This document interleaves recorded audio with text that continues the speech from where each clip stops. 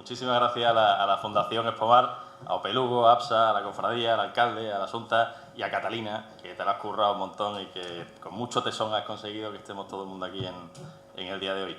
Como decía, voy a hablar principalmente del Brexit y luego voy a hablar de algunas cositas de algunas de las prioridades de Cepesca de este año, como son los aspectos sociales, la problemática que tenemos con los titulados, el tema de consumo, promoción / IVA y del RESAE, del Registro Especial de Buques de Larga Distancia y de algo de comunicación. Con relación al Brexit, ese hecho nuevo que tenemos ahí, que es la primera vez que ocurre en la Unión Europea y por lo tanto nos pone en una situación complejísima, que crea muchísima incertidumbre y que crea además muchísima inseguridad jurídica en todas las empresas. Y lo que voy a contar es qué estamos haciendo, cómo nos estamos organizando, cuáles son nuestras prioridades, algunos datos de un estudio que hemos encargado y que ya tenemos algunos datos preliminares, y luego ya pasaré al resto de los asuntos. Con relación a qué estamos haciendo, dada la importancia que tiene para nosotros esta salida del Reino Unido y las consecuencias que puede tener no solo para la flota directamente afectada, que está pescando en las aguas del Reino Unido hoy en día, sino también para otras flotas que a lo mejor no se están dando cuenta del litoral español y que seguro que se pueden ver afectadas, si la cosa sale como algunos piensan, se puede ver afectada por el desplazamiento del esfuerzo pesquero que tendrían que hacer esas unidades, esos barcos que hoy en día están pescando en el Reino Unido, pero que podrían ser expulsados de las aguas del Reino Unido. Y esa gente, sin el acceso a las aguas de ahí, tendrán que ir a otro lado. Y cerca de Francia está España y cerca del Reino Unido están los otros países. Lo que hemos hecho ha sido crear una alianza de organizaciones pesqueras de 9 países diferentes, le hemos llamado EUFA, y participamos las cepescas de Alemania, de Bélgica, de Dinamarca, de Francia, de Holanda, de Irlanda, de Polonia y de Suecia. Representamos más o menos unos 3.500 barcos directamente afectados, con 18.000 pescadores tripulantes a bordo de dichos barcos. En el caso nuestro de Cepesca, los que se han involucrado son 92 barcos, 76 de Gran Sol y Bacaladero y 16 de Litoral, de distintas asociaciones, por supuesto de la Opelugo, pero también de Agarba, de Anasol, de la OP13, que es la de Coruña, OPECA, OPAO y Celeiro. Y lo han hecho porque realmente están preocupados y quieren que se defienda sus intereses en la Unión Europea.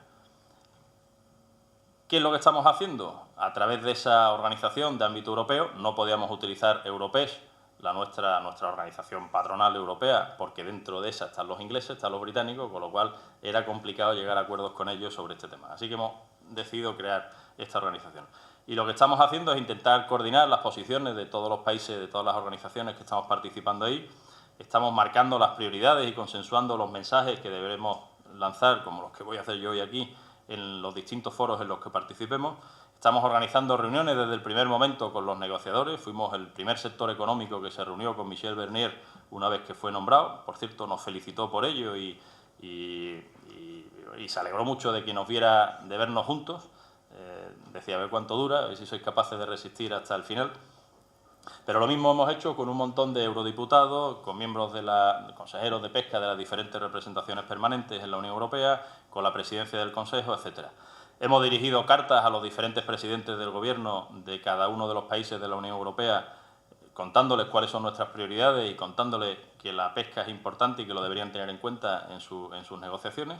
Estamos trabajando en una declaración de los municipios pesqueros de la Unión Europea. Se iba a llamar la declaración de Urk, que coincidía con una conferencia que se iba a celebrar en el día de hoy o en el día de mañana en esa ciudad holandesa, pero que se ha cancelado, por lo tanto dejará de llamarse la declaración de Urk, ya veremos cómo la llamamos, pero lo cierto es que lo que queremos es que todos los municipios pesqueros que tengan alguna relevancia pesquera y que quieran sumarse a la iniciativa lo puedan hacer. Nosotros vamos a intentar, por un lado, a través de la Federación Española de Municipios, a ver si con el alcalde de Vigo, que lo preside, y la gente que está a su alrededor, podemos conseguir que suscriban esa iniciativa, y también a través del Comité de las Regiones, donde tenemos la presidencia de un grupo, la dirige la directora general de Pesca de la Junta de Andalucía, y nos gustaría también que a través de del Comité de las Regiones se pudieran involucrar.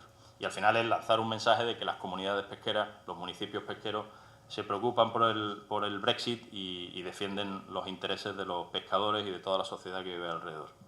Estamos diseñando, obviamente, una estrategia de comunicación, estamos contactando con los medios, hemos creado una web que se ha publicado esta semana y se están publicando newsletters, boletín de noticias para dar a conocer cuáles son nuestras posiciones. Y lo que hacemos también es analizar la posición de los británicos y preparar argumentos para contrarrestarlos. En ese sentido, ¿qué están pidiendo los británicos? Si cogemos muchos de los documentos que tienen, sobre todo los pescadores británicos, que son en muchas ocasiones suscritos por su propio gobierno, vemos que lo que quieren es, en primer lugar, dicen unas cuotas de pesca más justas para que los buques del Reino Unido puedan capturar el pescado que se encuentra en sus aguas. Luego hablaré de esas cifras. Una zona de pesca exclusiva de 12 millas para los buques del Reino Unido para proteger a su flota costera. Permisos para buques que no sean del Reino Unido para pescar en sus aguas solo si es de interés para el Reino Unido y con ciertos requisitos de vínculo económico.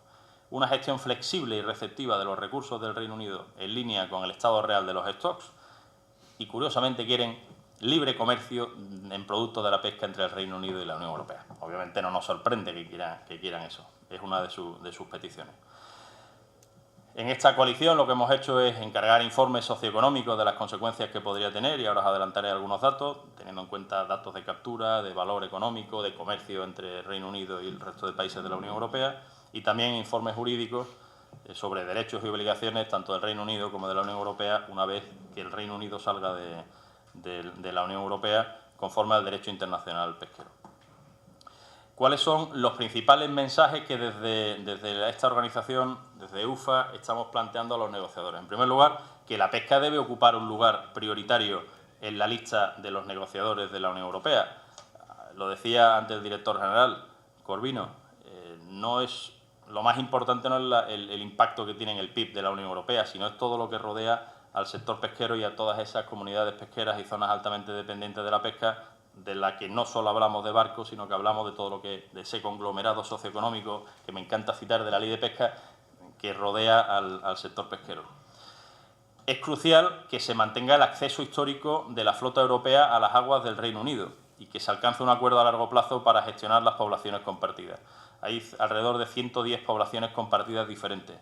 Si dejamos la gestión de mano de un país solo, como puede ser el Reino Unido, obviamente vamos a tener serios problemas en el futuro con el estado de los stocks. Y a nosotros como europeos, y en particular nosotros como españoles, nos preocupa la situación de los stocks y queremos que se gestionen bien.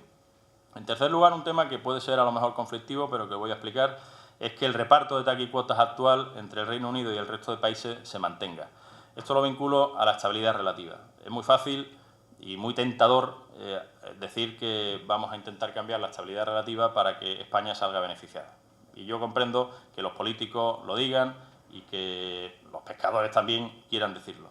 Pero si hacemos un análisis sereno de la historia de la política pesquera común y de la estabilidad relativa y un análisis de la situación a la que nos vamos a enfrentar a partir de ahora, nos damos cuenta de que a lo mejor la estrategia más adecuada en este momento es decir virgencita, virgencita, que me quede como estoy. ¿Y por qué digo esto? Luego daré algunas cifras. Lo digo porque lo primero que se va a poner en juego es la estabilidad relativa entre el Reino Unido y el resto de países de la Unión Europea. Para que os hagáis una idea, y estoy adelantándome a esos datos, los 8 Estados miembros que hemos formado, porque Polonia tiene muy pocas capturas dentro de la zona del Reino Unido, los 8 Estados miembros que hemos capturado pescado en las zonas 4, 6 y 7, las zonas ICES, que hemos pescado alrededor de 1,5 millones de toneladas cada año entre 2006 y 2015, en las aguas dentro de la zona económica exclusiva del Reino Unido hemos pescado 637.000 toneladas. En aguas del Reino Unido. La flota del Reino Unido, en aguas de los otros países diferentes al Reino Unido, de estos 8 países de la Unión Europea, han capturado 129.000 toneladas. La diferencia es bastante grande. Lo que pretenden los británicos es que esas 637.000 toneladas que hemos pescado allí las pesquen ellos y que a nosotros nos echen de sus aguas por considerar que son suyas y que, por lo tanto, todo el pescado que está en sus aguas es para ellos. Entonces, si hablamos de la estabilidad relativa y de cómo puede quedar en un escenario de Brexit duro y de una situación que no queremos ni mucho menos ver, es que el Reino Unido diga, pues todas esas cuotas que se están capturando aquí me las autoasigno para mí, y la estabilidad relativa obviamente se modificaría, pero en sentido muy negativo al que nosotros nos gustaría. Luego, por otro lado, estamos viendo que la estabilidad relativa, conforme va pasando el tiempo, vemos que hay especies, como puede ser la merluza, que afecta mucho a este puerto, que tiene una tendencia hoy en día natural de irse para el norte. Está yendo a Dinamarca, está yendo al Mar del Norte, están apareciendo en cantidades considerables. Y que con la obligación de desembarque, precisamente, los países estos, que antes no le echaban cuenta, hoy en día están muy preocupados y están pidiendo que de alguna manera se cambien las claves de reparto y que le den más merluza, porque si no se va a convertir en una especie de estrangulamiento para ellos. Entonces, por eso decimos, y ese ha sido el acuerdo al que hemos alcanzado dentro de esta coalición, donde hay todo tipo de intereses, es vamos a dejar la estabilidad relativa por ahora aparcada, vamos a concentrarnos en salir lo mejor parados y luego, una vez que consigamos esa negociación con el Reino Unido, donde salgamos, esperemos, mejor parados, bien parados, entonces ya podemos hablar aquí internamente de qué ocurre con esa estabilidad relativa. Porque además corremos el riesgo de que ocurra como pasó recientemente con las Islas Feroe y la autoasignación de cuota de caballa, donde la Comisión Europea tardó más de 2 años en reaccionar y que vimos que Feroe dijo, bueno, la caballa ahora está aquí en mis aguas, pues yo me autoasigno X toneladas de caballa y la voy a pescar yo. Y la Comisión Europea, que son todos muy buenos, barra Unión Europea, dijo, bueno, pues esas cuotas que se han llevado los británicos hay que quitarlas de algún lado. Y nos pusieron limitaciones a nosotros. Esto mismo puede ocurrir con el Reino Unido cuando sea un país independiente, cuando ya no pertenezca a la Unión Europea. Y obviamente eso a nosotros nos preocupa. Por otro lado, la cuarta prioridad sería que si no se alcanza un acuerdo en el tiempo previsto, que parece que puede ocurrir, porque el 30 de marzo del 2019 está a la vuelta de la esquina, se deberían mantener las condiciones de acceso actuales, que haya un periodo transitorio donde se mantengan esas condiciones actuales. Y por último, al hilo de la última petición de los del Reino Unido, es imprescindible vincular las negociaciones con las condiciones de acceso al mercado. Si ellos nos quieren echar de sus aguas, la Unión Europea no puede regalarle el mercado. La Unión Europea tendrá que ponerle pegas, ponerle trabas, aranceles, en definitiva, para la entrada de los productos de la pesca en el mercado de la Unión Europea. Ahora daré también algunos datos interesantes sobre esto para que veáis la importancia que tienen las cuestiones del mercado. Ellos obviamente lo quieren desvincular y quieren que haya un libre comercio. Nosotros, como sector pesquero, desde luego no queremos que eso sea así. Con relación a los datos de interés que cubren, los datos que voy a dar, los 8 países de la Unión Europea que he mencionado antes, con Polonia fuera, porque pesca apenas 1.200 toneladas de media en la zona del Mar del Norte, y que está basado en datos oficiales del Centro de Investigación Conjunto y en datos de EUMOFA, que a su vez utiliza los datos de Eurostat para los datos del comercio internacional pesquero. Se analizan 5 regiones, el Mar del Norte, el Mar de Irlanda, el Canal de la Mancha y las aguas occidentales, zona 7 y zona 6. Es decir, las zonas 4, la 7 y la 6. Bueno, pues de los 8 Estados miembros,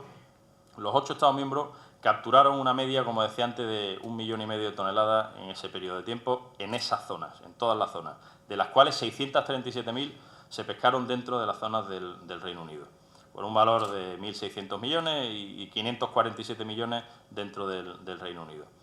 Eso quiere decir que el 42% de las capturas realizadas en esa zona por la flota europea de estos 8 países se realizaron en las aguas del Reino Unido y el 34% del valor de las capturas.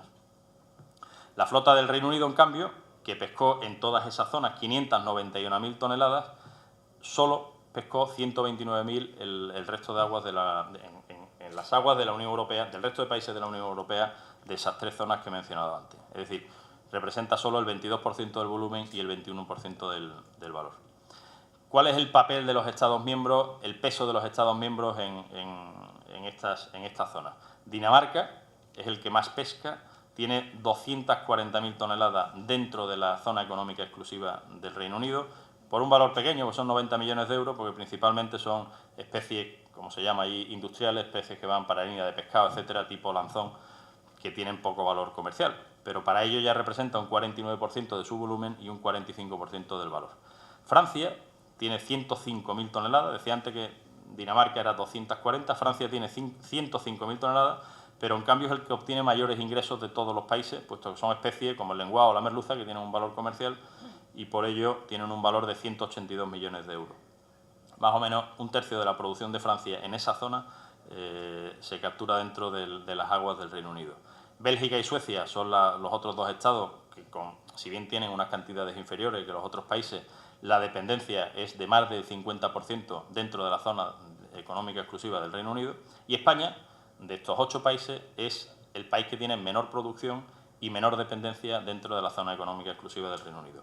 En torno al 18% del volumen de las capturas que se realizan en torno al 18% del volumen de las capturas que se realizan en toda esa zona se realizan en la zona económica exclusiva del Reino Unido.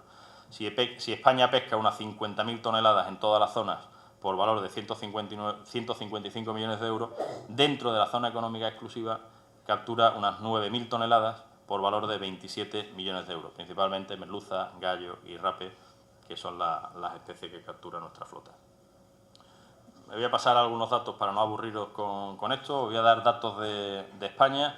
España, de las 5 zonas que he mencionado, se centra principalmente en la zona 7 y en la zona 6. En la zona 7 se capturan alrededor de 4.000 toneladas por valor de 12 millones de euros, representando un 9% tanto en volumen como en valor.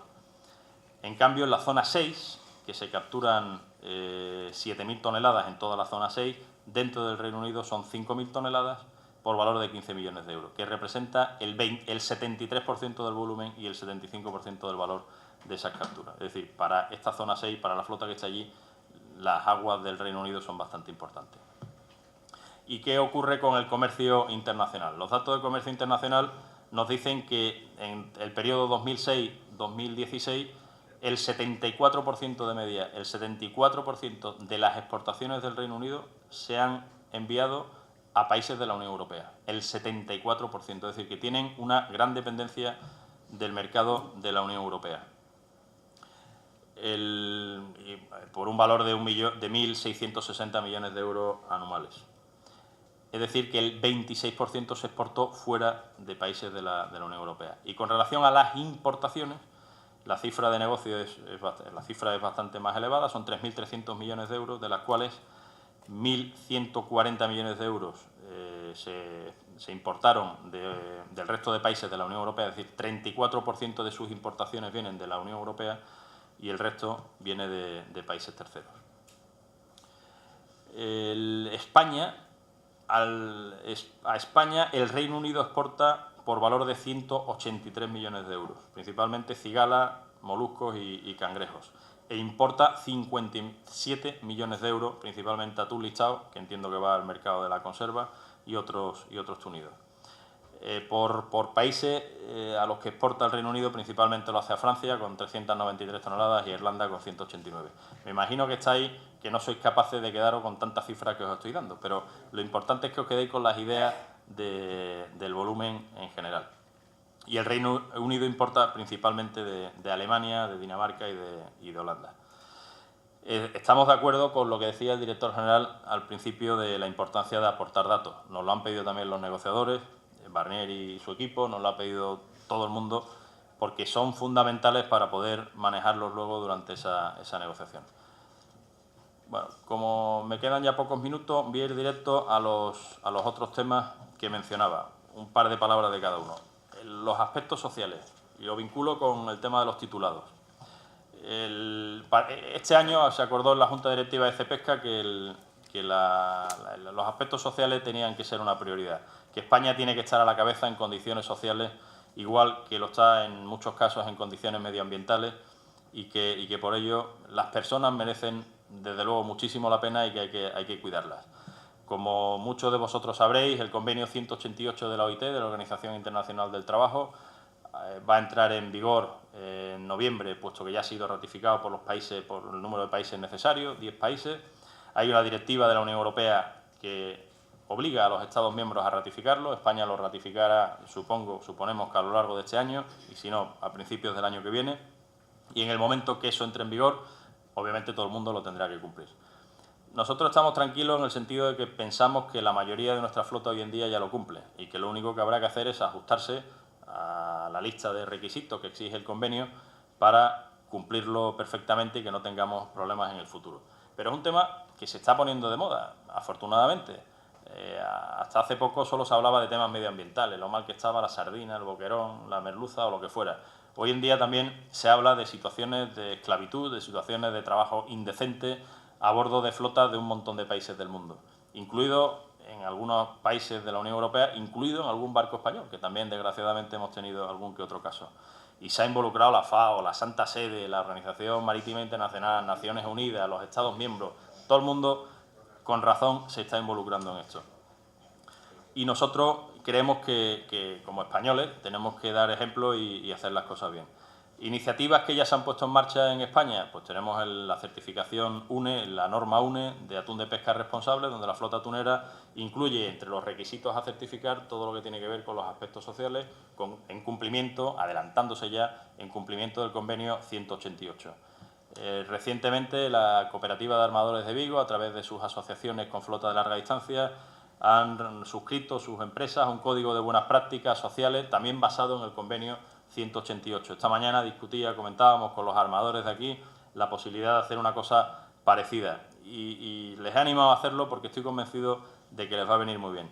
A nivel europeo estábamos trabajando textualmente decimos, explorando la posibilidad de crear una norma CEN. Una norma CEN es la antigua AENOR, ahora UNE española, o la ISO internacional de ámbito europeo, junto con los sindicatos para obtener una certificación de ámbito social del convenio 188, porque ya se da la circunstancia de que hay algunas empresas de distribución que están, en el Reino Unido sobre todo, que están exigiendo ya a partir de determinadas fechas que igual que piden el certificado MSC o Friend of the Sea o algunos de estos, también están pidiendo ya una certificación social. Ellos, a través de Seafish, tienen ya montada una, y nosotros pensamos que no vamos a confiar en las del Reino Unido, que lo suyo sería tener la nuestra propia de la Unión Europea. Y aquí tengo que decir que el Gobierno, el Ministerio, lo ha acogido muy bien y está dispuesto a apoyarnos en esta iniciativa si conseguimos que siga adelante.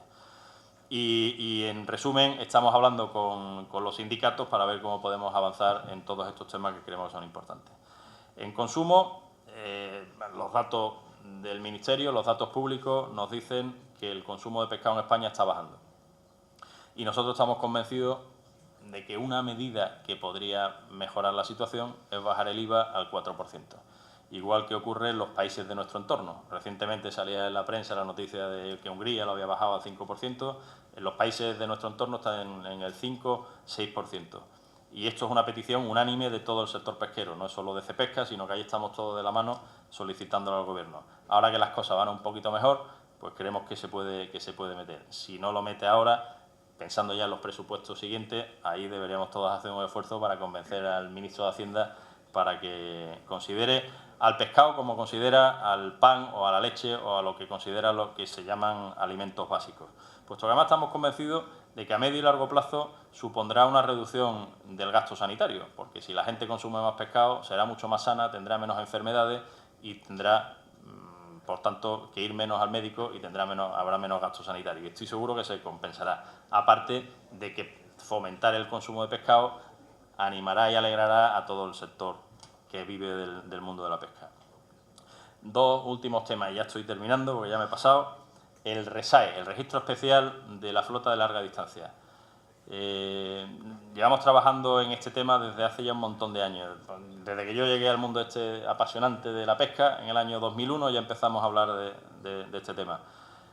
Conseguimos que se aprobaran las directrices de ayuda de Estados por parte de la Comisión Europea, donde se incluía un apartado donde autorizaba a los Estados miembros a conceder determinadas bonificaciones fiscales y laborales al sector pesquero. Desgraciadamente, por un motivo o por otro, no lo conseguimos que se aplicara en España.